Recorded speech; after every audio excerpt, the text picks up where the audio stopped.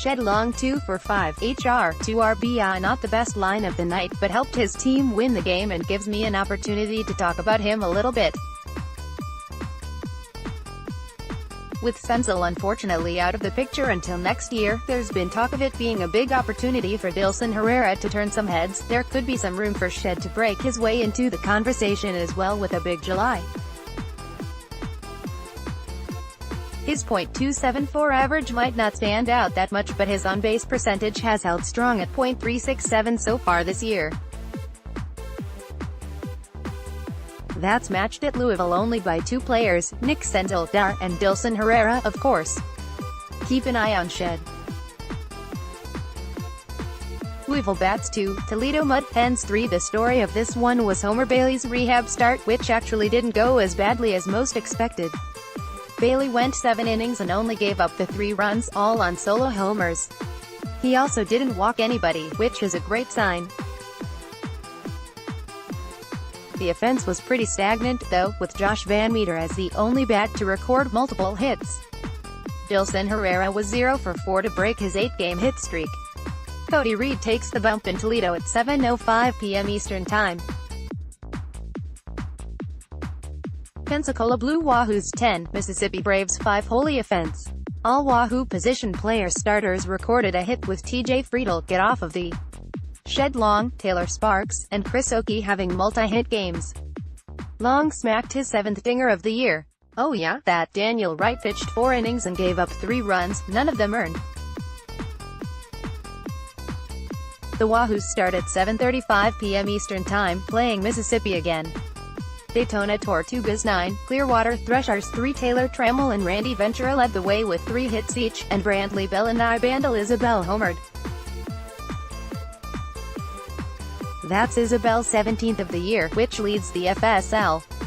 Wennington Romero got the start and went 5 innings, giving up 2 runs, 1 earned. Not a bad night all around. The Tortugas take on the Florida Fire Frogs at the very specific 6:31 p.m. Eastern Time. Dayton Dragons 6, South Bend Cubs 5. Despite a rough start by Tyler Mondale, the Dayton bullpen was the story of this one, only giving up 1 run in 6 innings of relief work to hold the victory. Rasheed Wallace was 2 for 3 with his first homer of the year, and Jose Garcia and J.D. Williams added 2 hits each. Yates Downs was 0 for 3, but walked twice. Adrian Rodriguez takes the mound in South Bend at 7:35 p.m. Eastern Time. Billings Mustangs 9, Helena Brewers 1. Jared Solomon was fantastic in his start, going 6 innings of 3-hit shutout ball.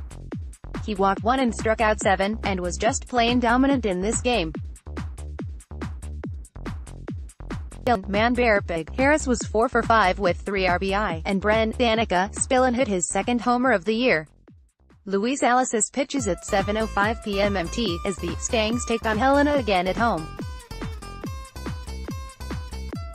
Greenville Reds 2, Bluefield Blue Jays 4. Josiah Gray has been good so far this year, but didn't have his best stuff in this one.